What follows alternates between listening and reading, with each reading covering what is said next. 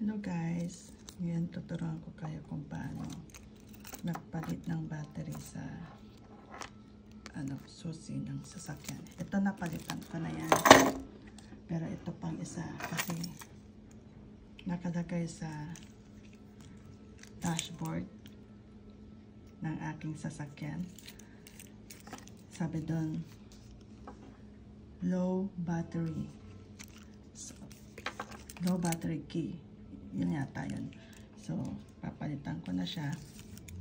Ito yung isa. Yung isa napalitan ko na.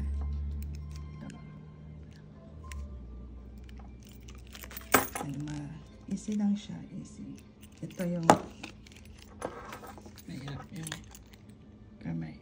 Ito. Nandito lang yan. Yung papalitan. Ito yung key. Tapos, yan. Tatanggalin mo lang yung key na yan. Yan.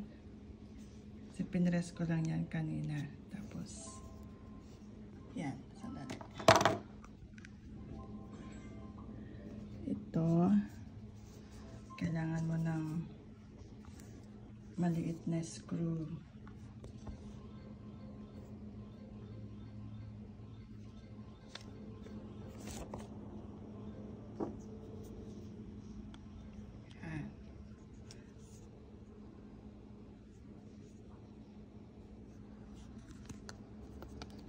Lagay mo lang siya dyan.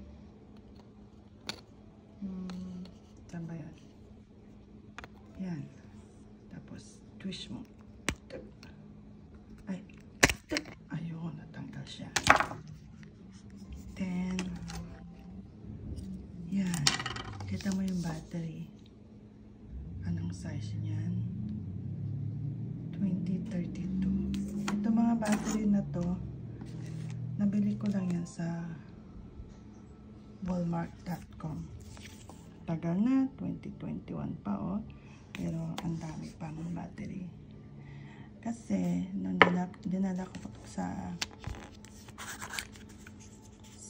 dealership, sa dealer, sinisingil ako ng $20.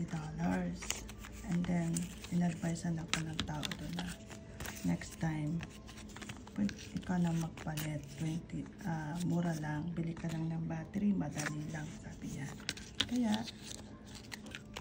Kaya, nakinig ako sa advice niya. Kaya, ako na lang naglagi nagpapalit ng battery. Tinakatipid ako. Yan.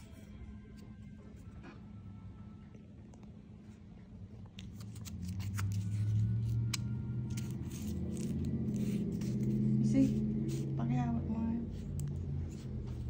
Hindi ko magawa yung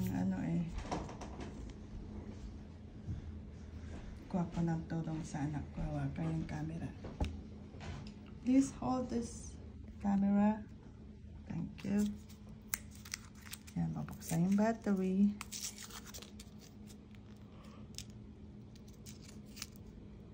Ay, hirap naman.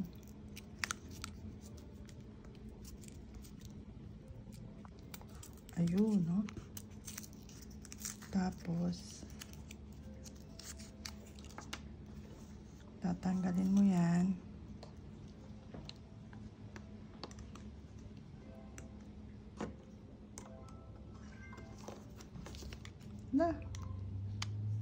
Dali ko natanggal doon sa isa. Dito mahirap. No, wait. Ayun, no? Ito pala. And then, ito, yung sign na yan, lagay mo sa up. Push. Galing, ha? Yan, balik mo na siya.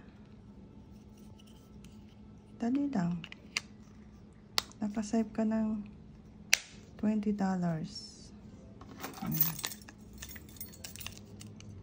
Tapos na. Easy. Thank you.